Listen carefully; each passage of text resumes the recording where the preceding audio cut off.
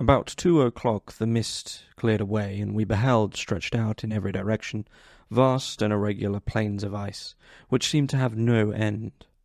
Some of my comrades groaned, and my own mind began to grow watchful with anxious thoughts, when a strange sight suddenly attracted our attention and diverted our solicitude from our own situations. We perceived a low carriage, fixed on a sledge and drawn by dogs, pass on towards the north at the distance of 1/2 mile. A being which had the shape of a man, but apparently of gigantic stature, sat in the sledge and guided the dogs. We watched the rapid progress of the traveller with our telescopes until he was lost among the distant inequalities of the ice.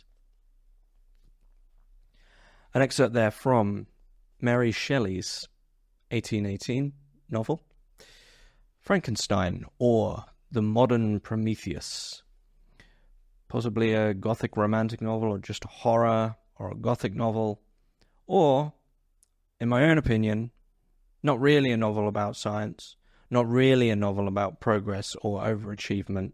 It's actually a novel about beauty, friendship, love, and ignorance. And basically, I'm, as some of you will know, I'm sort of veering more towards reading more and more classics, because I personally feel a bit ignorant in that area myself. And perhaps, in a way, there has been no better starting place than Mary Shelley's Frankenstein, because it's one of these almost archetypal Western stories that we all tell ourselves, or at least unconsciously possibly tell ourselves that we know, often just from glimpses of the imagery of Frankenstein's monster. As the oft-repeated joke goes, what's the name of, when we say Frankenstein, what we actually mean is Frankenstein's monster, or, as it's actually named in the novel without a real name, the creature. So Frankenstein's creature, or just the creature. And so the knowledge of Frankenstein as this archetypal, almost modern mythical story is from glimpses of imagery of Frankenstein with the bolts in his neck, with a clear image of what this, Frankenstein's monster, the creature with bolts in his neck, and a clear image of what this creature looks like, which it really isn't. And this cumbersome, moaning, groaning buffoon, which we see in many of the adaptations. And so Frankenstein as an idea, as this story, Frankenstein the story, has basically been entirely misappropriated. I don't know of an adaptation that's faithful, even close to the novel. And so go to the novel, because it's obviously a masterpiece. There are times when it drags a little bit. The dialogue was for me where it really excels, and there'll be many excerpts that I'll read of that. But as I said at the beginning there, what I really want to focus on is not analysis regarding technology, even though there's the modern Prometheus. I think there's a different understanding of that from the idea of Prometheus giving fire, as is very commonly read these days by philosophy and philosophers of technology, as Prometheus giving fire to human beings is really this giving technology. And I don't really think that applies here. There are,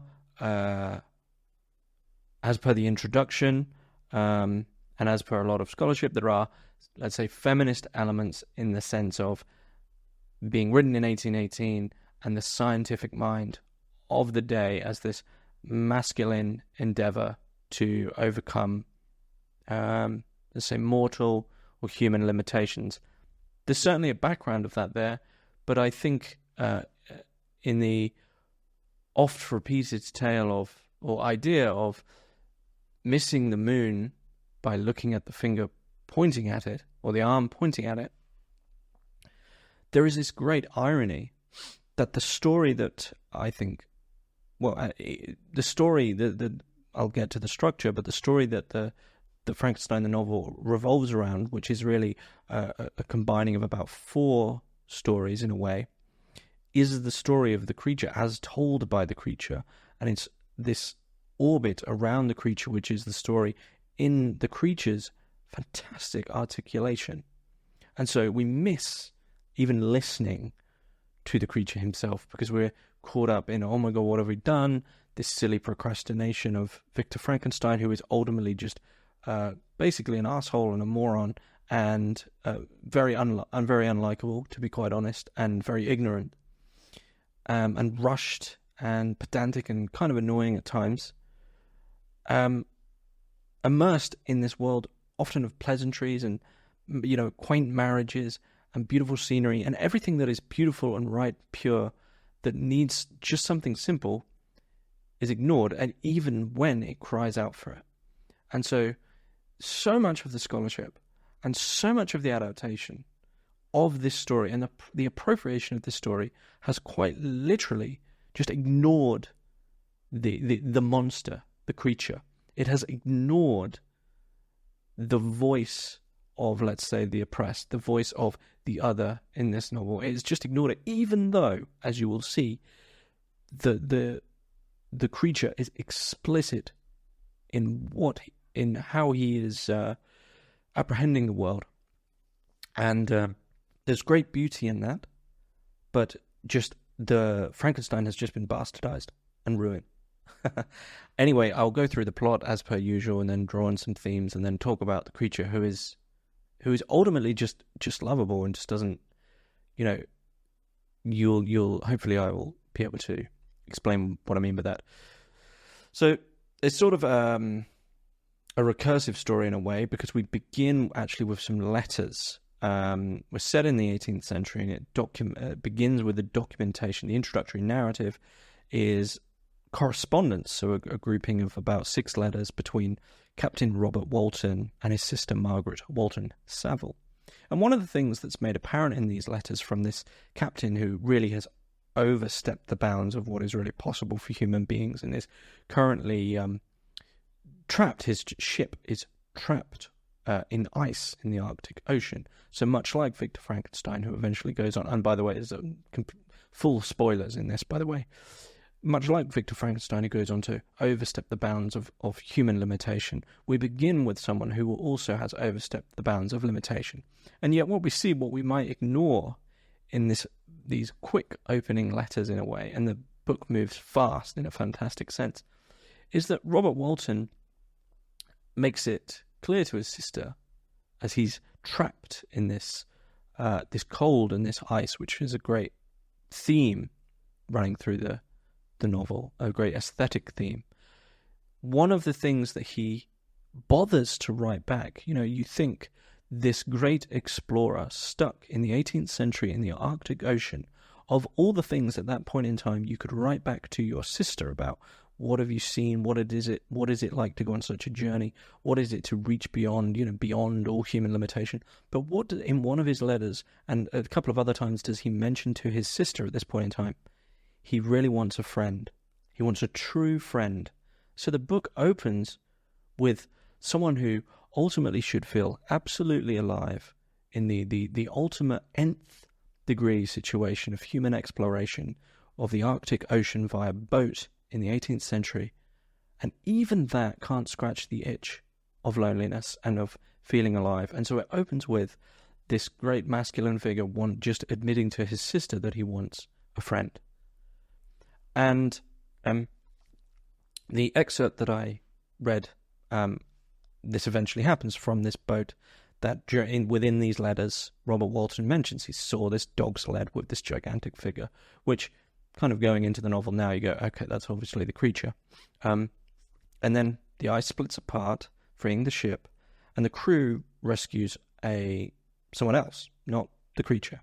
The crew then rescues a frozen and nearly dead and emaciated man, Victor Frankenstein, our scientist who was drifting into the ship.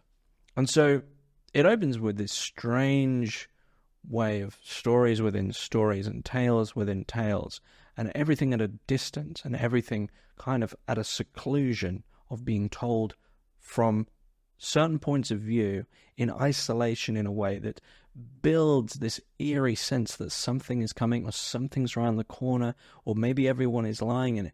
It really is fantastic in its framing. And so Victor Frankenstein, he's been in pursuit of, at this point, the gigantic man, but the creature that they saw. And basically Victor Frankenstein begins to recover, and he sees in Robert Walton this same obsession that has led him to this point of basically almost death. He sees that Robert Walton is also overstretching the mark and in a way ignoring the life that he had. And Victor Frankenstein, in quite an arrogant manner, I will say, and quite a narcissistic manner, I don't like Victor Frankenstein very much, begins to recount his life to Robert Walton as a warning. And in a way it makes sense, because he can't just jump in and say, oh, by the way, Robert Walton, I'm here because I'm chasing this creature that I brought back to life. Of course, he needs to, drum up. He needs to ground it. He needs to give it a foundation. And that's so we begin to learn about Victor Frankenstein. And from page 39, my temper was sometimes violent and my passions vehement. But by some law in my temperature, they were turned not towards childish pursuits, but to an eager desire to learn, and not to learn all things indiscriminately. I confess that neither the structure of languages, nor the code of governments, nor the politics of various states possessed attractions for me. It was the secrets of heaven and earth that I desired to learn, and whether it was the outward substance of things, or the inner spirit of nature and the mysterious soul of man that occupied me, still my inquiries were directed to the metaphysical, or in its highest sense, the physical secrets of the world. Victor knows himself. He knows that from day one, really, he has been interested in nothing in life satisfies him. He wants the ultimate. He wants to know the inner. He wants to know the secrets of the cosmos. This is a man who truly wants to get to the core of things in a practical manner, and also believes himself to be the person who can do that. So he goes through his childhood and eventually gets to the point where he's off to university, and his mother dies of scarlet fever, and this is the point where he begins to sort of bury himself in his experiments to deal with the grief, and he begins to excel. He's clearly very studious. He excels in chemistry and other sciences, and he also begins to basically dabble in thinkers like Cornelius Agrippa, these out-of-date scientists who in this day would have just gone out of date. There would have been no knowledge of these occult scientists, 100, 200 years previous would have been taken seriously. But now we're just getting into the dawn of what we now consider, what would have been natural science, moving now into our day into science. So we're getting into the dawn of empirical scientific study in this strange in-between bridge of when people would have still, old scientists, as we see in the novel, would have known of figures such as Cornelius Agrippa or Nicholas Flamel with the stone of immortality, and these ideas, this strange bridge. And Victor Frankenstein basically falls one way. He falls back towards Agrippa. He reads these texts, and he begins to develop a secret technique to impart life to non-living matter. 49. The ancient teachers of this science, said he, promised impossibilities and performed nothing. The modern masters promise very little. They know that metals cannot be transmuted, and that the elixir of life is a chimera. But these philosophers, whose hands seem only made to dabble in dirt, and their eyes to pore over the microscope or crucible, have indeed performed miracles. They penetrate into the recesses of nature, and show how she works in her hiding places. They ascend into the heavens. They have discovered how the blood circulates, and the nature of the air we breathe. They have acquired new and almost unlimited powers. They can command the thunders of heaven, mimic the earthquake, and even mock the invisible world with its own shadows. Such were the professor's words, rather let me say, such the words of the fate announced to destroy me. As he went on, I felt as if my soul were grappling with a palpable enemy. One by one the various keys were touched which formed the mechanism of my being. Chord after chord was sounded, and soon my mind was filled with one thought, one conception, one purpose. So much has been done, exclaimed the soul of Frankenstein. More, far more will I achieve. Treading in the steps already marked, I will pioneer a new way, explore unknown powers, and unfold to the world the deepest mysteries of creation. And so he doesn't heed warnings. He doesn't really care. He doesn't even listen to anyone. He is one-track minded. He doesn't really even, at points, it doesn't seem like he even knows what the mysteries he's on about are. He just wants to unpick nature. He wants to dismantle a rose to be able to tell you why it smells good. He wants to pick apart a tree and then say, look, I've figured it out, without ever looking at the tree itself. And those metaphors I've given there in miniature are really what we see with Frankenstein. He rips apart nature, and it's no longer nature, and then he gets disgusted. And that's why he's a despicable man. But we'll get to that. And so, the infamous moment, which is ruined in a way as this schlocky, kitsch, lightning, the lightning moment in films, and then Victor Frankenstein pulls the big lever and he goes, it's alive. Doesn't happen. There isn't a lightning moment in the book. So Hollywood, you ruined it. You can't deal with nuance. Just don't bother with the films. If there is some other adaptation that I haven't seen that does it justice, I apologize. But I think it needs to be said that the image of Frankenstein that is generally and commonly understood is this great, on a mountaintop somewhere with this lightning coming down and big crash, and then it's alive, and then blah blah blah blah blah. Doesn't happen at all. Victor is basically a sort of studious nerd, more akin to the film The Animator, The Reanimator, which is a very good film, who is just building this creature really in a basic laboratory. And so he undertakes, this is how it's going to unpick the mysteries of nature and the heavens and blah, blah, blah, blah, blah. He's going to create a humanoid. But due to the difficulty of replicating the human body and its parts, he ends up making the creature about 8 feet tall, proportionally large, and the creature is pilfered together by going to mortuaries and entrapping animals and pilfering random places for the creature the creature is sort of a smorgasbord of ignorance and death and things that should have been left alone. And so, but it needs to be emphasized at the beginning, really, that none of this is the creature's doing.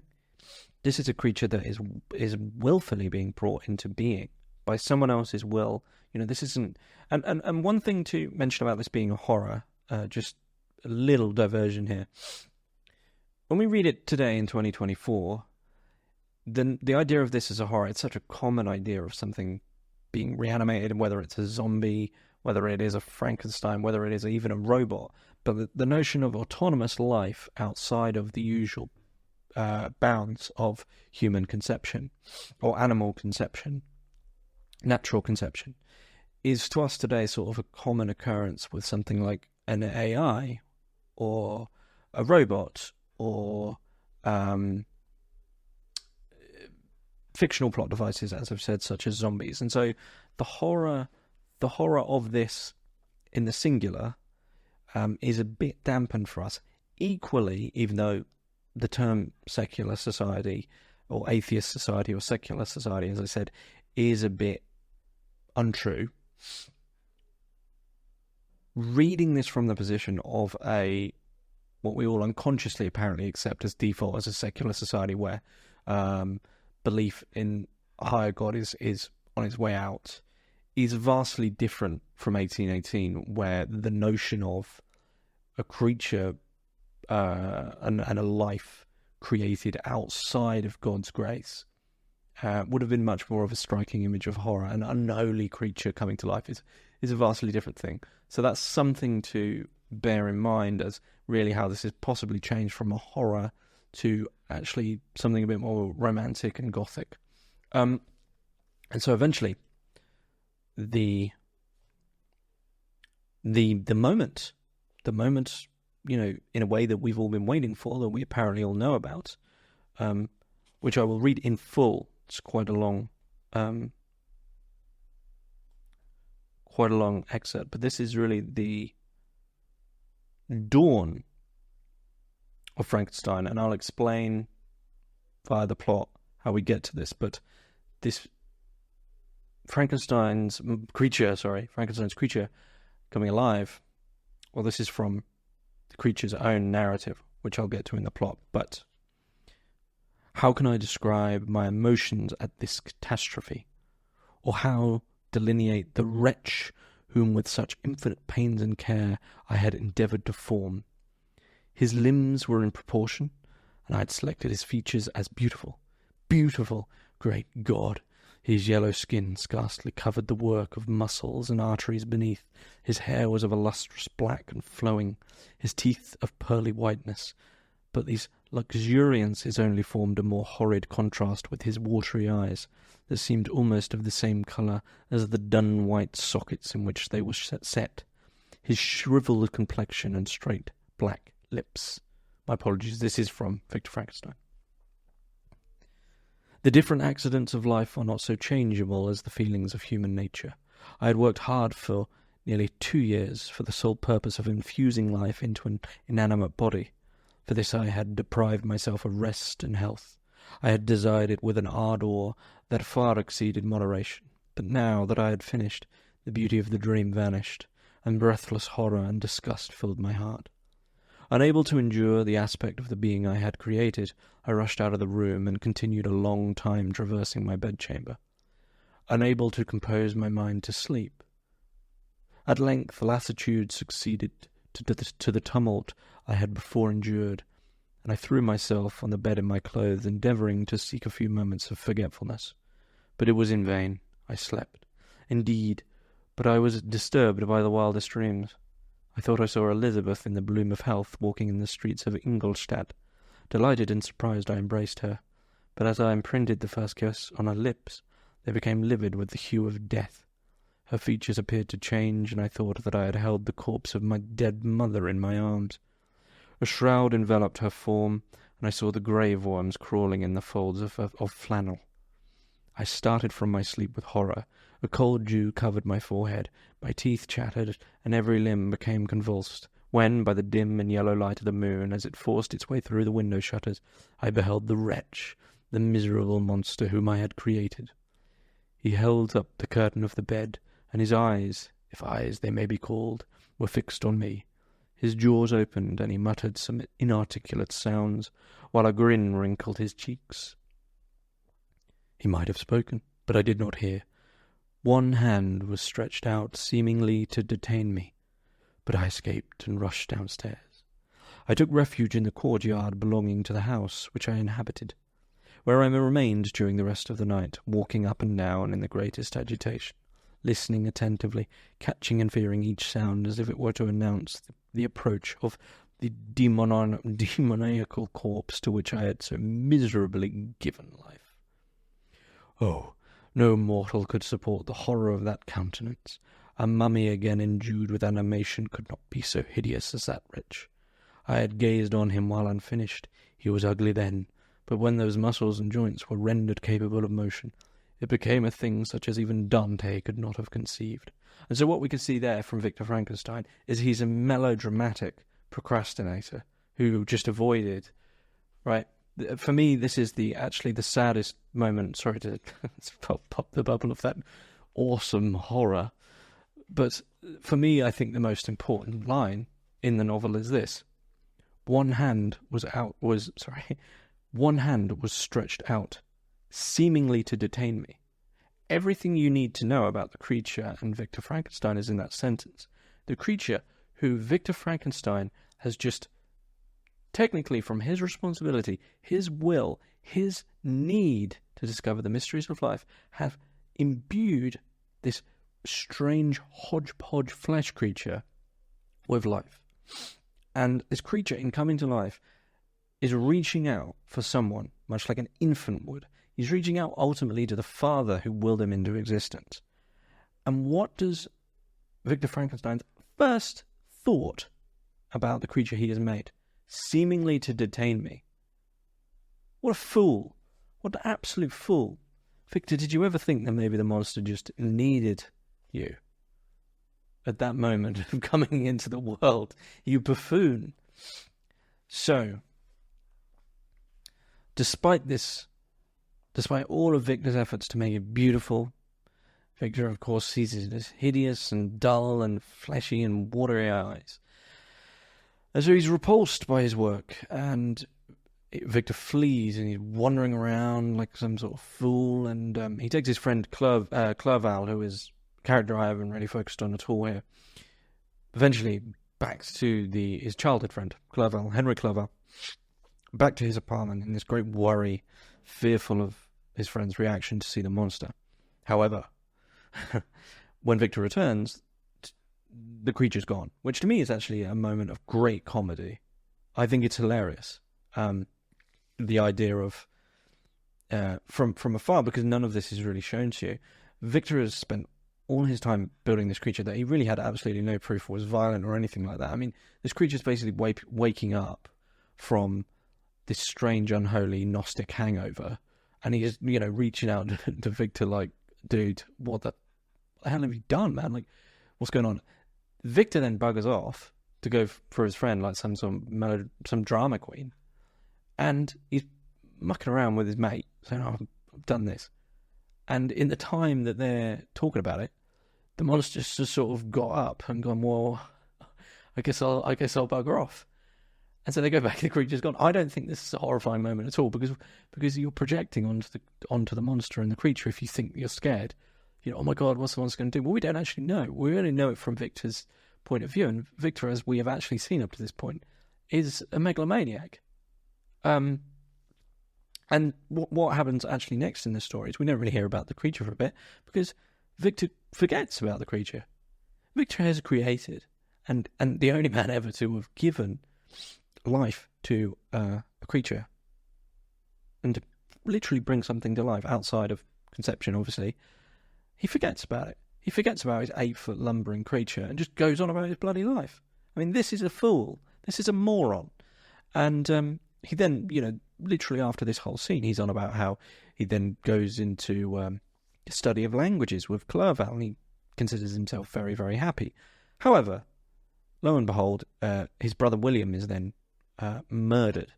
And near Geneva, where this is taking place, Victor sees a large figure and becomes convinced that the creature was responsible for this. Eventually, the nanny, William's nanny,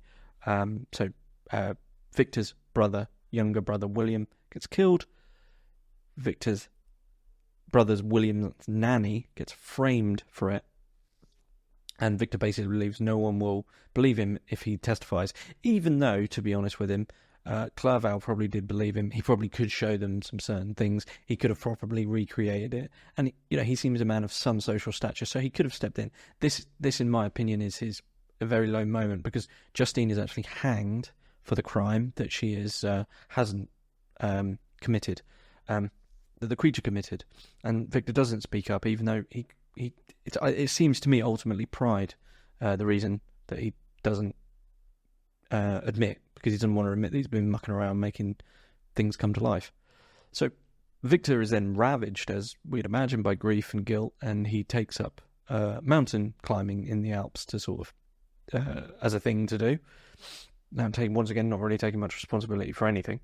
And while hiking through Mont Blanc, he is approached by the creature, who insists that Victor hear his tale. And for me, the creature's narrative section of the book is the best. It's incredible. And this is where any adaptation is just completely wrong, because the creature is articulate.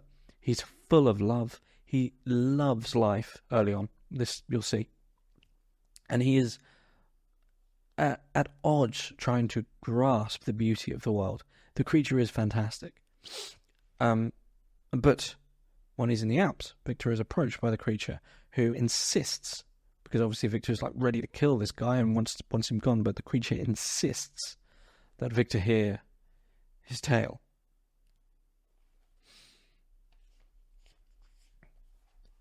Be calm, I entreat you to hear me, before you give vent to your hatred on my devoted head.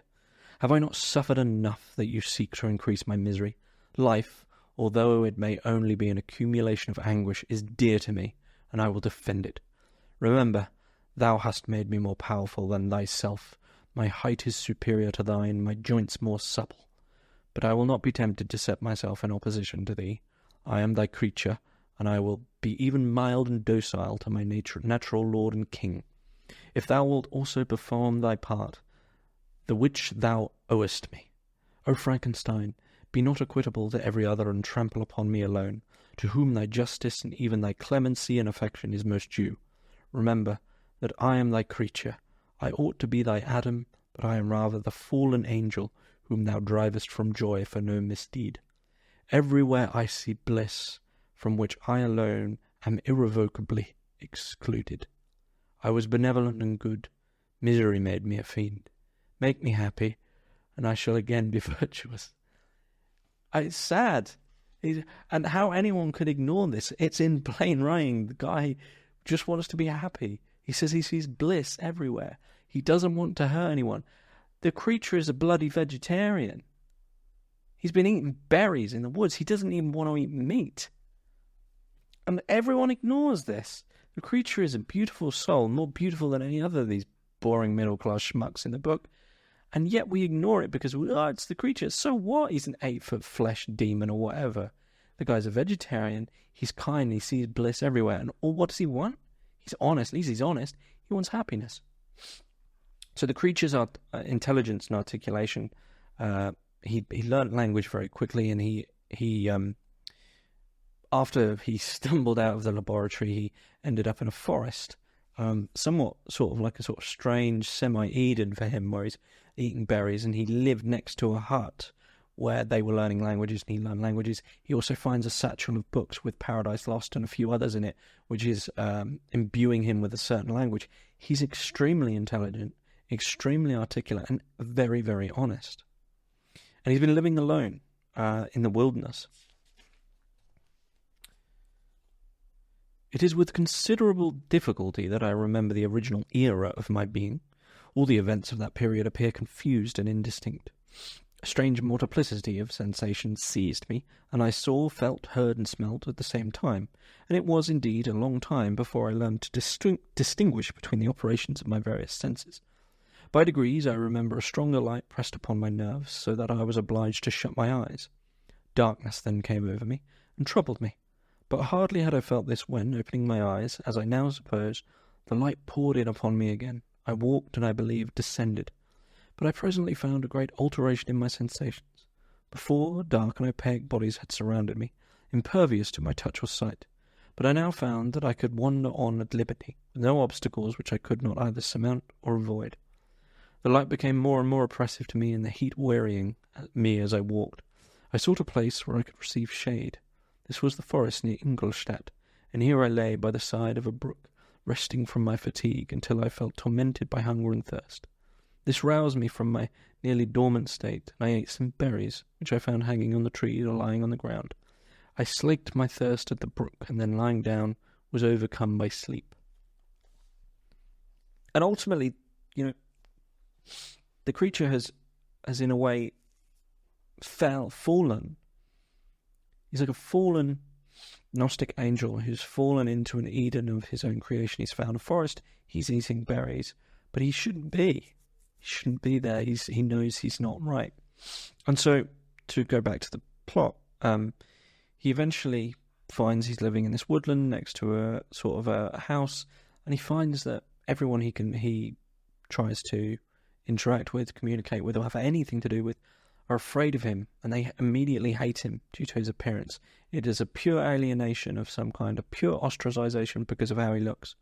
So it leads him to fear people, because mostly they want to kill him, and he hides from them. So he's in this ultimate seclusion. And he's living in an abandoned structure, and he's grown fond of a poor family there that he's discreetly collecting firewood for and clearing snow away for them and performing these sort of kind tasks for them. Secretly living next door, next to the cottage. But this is where he's listening to learn the language. And he also teaches himself to read at this point in the book. And he also, at this point, sees his own reflection and realizes that he's hideous. So he has some notion of the world and what it is to be beautiful. He has that innate in him. And he is as horrified of himself as other people are of him, which is one of the saddest moments of the book. So eventually the the son of the blind man who lives in this little house attacks him because everyone just thinks the creature's there to hurt them. And they leave the home fearing that he'll return. And the creature sees that they've left their home because they're that scared of him. And so he renounces any hope of ever being accepted at this point and begins to hate. He vows to get his revenge for being created in such a way that he is mandatorily, absolutely alienated from bliss, from love, from life, and from friendship, and from just being accepted. He is purely alienated. And that begins at his birth, as we see. The most important line in the novel. First thing he ever did was reach out a hand. And what happened? Some buffoon called Victor ran away and just left him.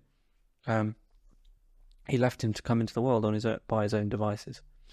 And so the creature begins to hate. He becomes, in a way, to change in, if you want to put it this way, the novel doesn't put it this way, but he changes from the creature to the monster. Because he is seen as a monster. He sees himself as a monster. And so this is where he begins his vow to get revenge. So there's only really one person that the creature would really have any connection to at this point, which would be the creator, who he does call his lord and king. There's this strange friendship between the two of them, this strange acknowledgement of maybe not father-son, but something more. I think it's not bilateral either. It's not equal. The Victor basically looks at the monster as a piece of filth, and the monster looks to him as really the only hope. And it's harrowing to read the discussions, the unbalanced discussions between them. So he hates the creator, but the creator is his only hope. So he travels to Geneva to find him, because, he's the only person who would have any responsibility to help him, even though Victor is the most irresponsible man imaginable. On this journey, he rescues a child who had fallen into a river, but the father sees this and once again believes that the creature intended to harm the child and shoots him in the shoulder. This is when the previous thing with the young brother and William happens. And then we cut to the present day. And after all this, and this is much longer than that, but the creature is explaining to Victor all of this, and so we come to the present day, it all begins to tie back round. What does the creature want then? And the creature demands actually something that I think is, in a way, is unexpected.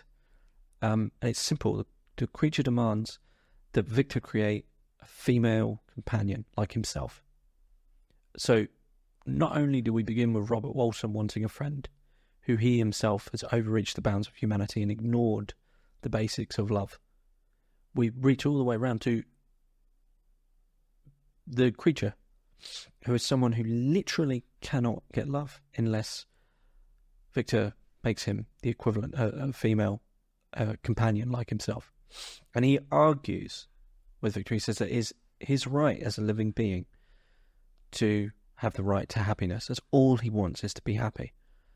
And the creature promises that if he does this, that he and this female creature, the bride of Frankenstein, will vanish into the wilderness and never reappear, and they'll only eat berries if Victor grants the request. Should Victor refuse, however, and this is sort of where this boiling hatred comes back, the creature says, if you don't do this, I'm going to kill your remaining friends, your loved ones, and I will not stop until you are ruined. So, fearing for his family, Victor agrees, and the creature says he'll watch the progress. So, there's this huge sort of, lots of travelling throughout the novel, which weren't the best bits that I enjoyed, really. But anyway, Victor then travels to create the second creature. Victor suspects the creature is following, which is kind of obvious. He's working on the new creature, but he's struck and plagued by these premonitions of disaster, and he fears that the female will hate the creature or be more evil than he is, even though, let's be honest here, he's not really that evil. And he's even more worried about the idea of sort of them going off and creating a race of beings. And once again, there's pure ignorance of not really listening or intuiting what the creature's about, as far as I could see. So eventually, we have this image of Victor Frankenstein over the female creature, and he tears it apart. He's ripping it apart, and the creature, so he's ripping the female creature apart because he can't bear to create it. And the creature, the original creature, is seeing this through the window, and he bursts in and demands that he repairs it, and Victor refuses. And this is where this grey line comes in, and the creature leaves, but he turns back and gives a final threat to Victor. He says, "I will be with you on your wedding night," which is incredible. Victor very cleverly interprets that as a threat upon his life, believing that the creature will kill him after he finally becomes happy. So eventually, more stuff happens. Victor, to honour his mother's last wish, marries Elizabeth, who has been sort of throughout this novel, who I haven't really mentioned too much, because the love there just doesn't seem to be there. So Victor's about to cut to the chase. In Geneva, Victor is about to marry Elizabeth and prepares to fight the creature because he's so worried about it. This has been in the back of his mind. He's armed with pistols and a dagger. And the night following their wedding, Victor says, "Elizabeth, stay in your room. I'm going to go look for the fiend," in this sort of arrogant attempt. And while he's searching the house, he does have this moment of, oh, yeah, obviously. And the creature strangles Elizabeth. And from the window, Victor sees the creature, who tauntingly points at the corpse. And Victor tries to shoot him. Then Victor's father, who's already weakened, and by the death of Elizabeth, also dies a few days later. He's lost everything. And this is where this vengeance pursuit, on par with like the end of Moby Dick, sort of happens, where Victor basically has lost everything. His life has been ruined, so he pursues the creature across Europe, across Russia. The creature is one step ahead of him at all times. And eventually, the chase leads to the Arctic Ocean, towards the North Pole. And the dialogue, this is right at the end, and it is truly fantastic. What his feelings were, whom I pursued, I cannot know. Sometimes, indeed, he left marks in writing on the barks of the trees, or cut in stone, that guided me and instigated my fury. My reign is not yet over. These words were legible in one of these inscriptions. You live, and my power is complete. Follow me. I seek the everlasting ices of the north, where you will feel the misery of cold and frost, to which I am impassive. You will find near this place, if you follow not too tardily, a dead hare. Eat and be refreshed. Come on, my enemy. We have yet to wrestle for our lives, but many hard and miserable hours must you endure until that period shall arrive. Scoffing devil, again do I vow vengeance, again do I devote thee, miserable fiend, to torture and death. Never will I give up my search until he or I perish. And then with what ecstasy shall I join my Elizabeth and my departed friends, who even now prepare for me the reward of my tedious toil and horrible pilgrimage. The triumph of my enemy increased with the difficulty of my labours. One inscription that he left was in these words: Prepare, your toils only begin. Wrap yourself in furs and provide food, for we shall soon enter upon a journey where your sufferings will satisfy my everlasting hatred. And so there's this chase, but Victor just doesn't really complete the chase. He gets to a point where he's exhausted, and he collapses from hypothermia, allowing the creature to escape. And this is where Victor collapses onto the ice, which detaches, comes within the range of Walton's ship, and we're brought right back. Now, the ship is then trapped in ice again, so we're brought back to that beginning part, is what I mean. The ship is then trapped in ice again, and Walton agrees to abandon the voyage and return home. And there's this strange moment where Victor, despite his condition, which is borderline death, declares that he will continue to hunt the creature, which they all know about now, and is adamant that he must be killed. And Victor then has this huge speech of like how they should continue forward, and the men should continue forward, and it's kind of good, but it doesn't really stick. And at this point, this whole overreaching that's been going on throughout the novel, people are a bit tired of it. Then Victor dies shortly after, telling Walton in his last words to seek happiness in tranquility and avoid ambition. What an absolute moron Victor Frankenstein is. Walton discovers the creature on his ship then. So Victor dies. Walton discovers the creature on the ship, mourning over Victor's body. The creature tells Walton that Victor's death has not brought him any peace. Rather, his crimes have made him even more miserable than Victor ever was. And the creature vows to burn himself on a funeral pyre that no one else will ever know of. And it ends just incredibly. Fear not that I shall be the instrument of future mischief. My work is nearly complete. Neither yours nor any man's death is needed to consummate the series of my being and accomplish that which must be done. But it requires my own. Do not think that I shall be slow to perform this sacrifice. I shall quit your vessel on the ice raft which brought me thither, and shall seek the most northern extremity of the globe. I shall collect my funeral pile and consume to ashes this miserable frame, that its remains may afford no light to any curious and unhallowed wretch who would create such another as I have been. I shall die. I shall no longer feel the agonies which now consume me, or be the prey of feelings unsatisfied, yet unquenched.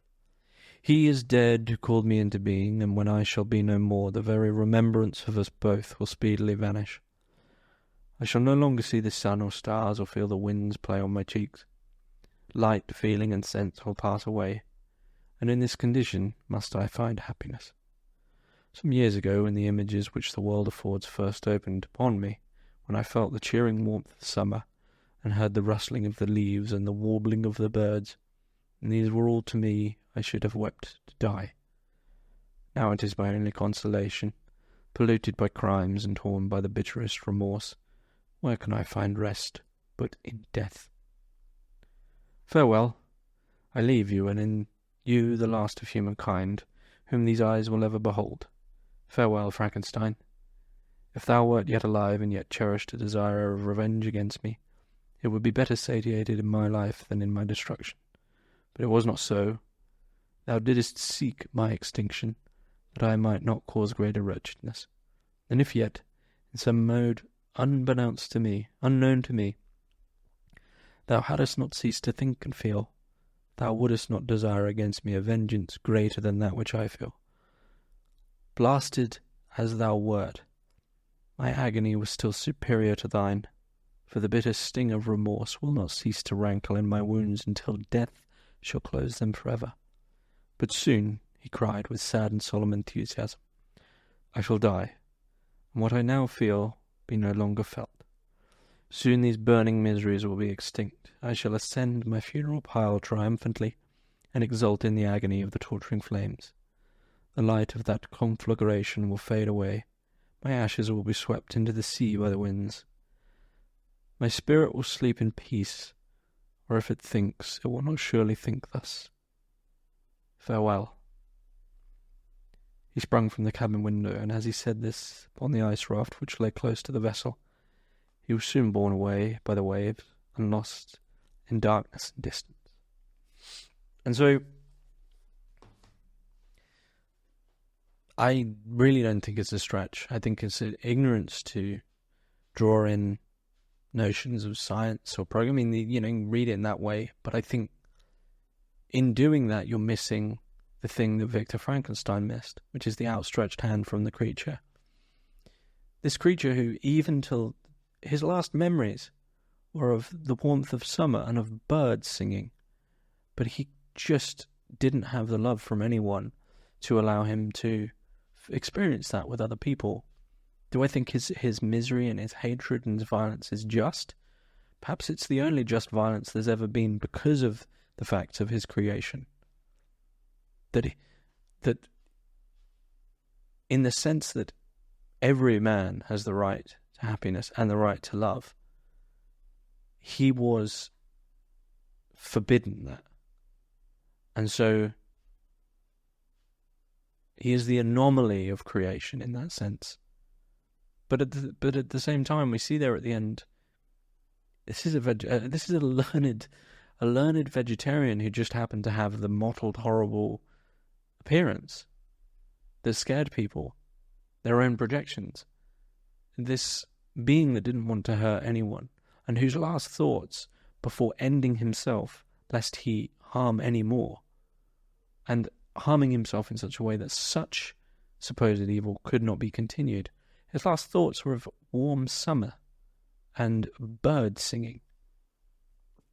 And also, even, I think we could see in that final section that even in his possible hatred of Victor, his creator, was a love for Victor, because there's a twofold problem with the creature. On the one hand, Victor gave him life and allowed him the possibility of reaching, of having bliss, of experiencing.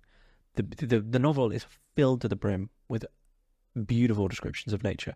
The whole thing is, there's a grammar behind it, aesthetic grammar behind it, of nature, of these great icy vistas of trees, of forests, etc., etc. So this is always there. So this beauty is always there. And so there's this twofold problem for the creature, that he's been brought into existence, but that is the possibility of him to be able to enjoy and love birds singing and summer breezes and the forest and berries.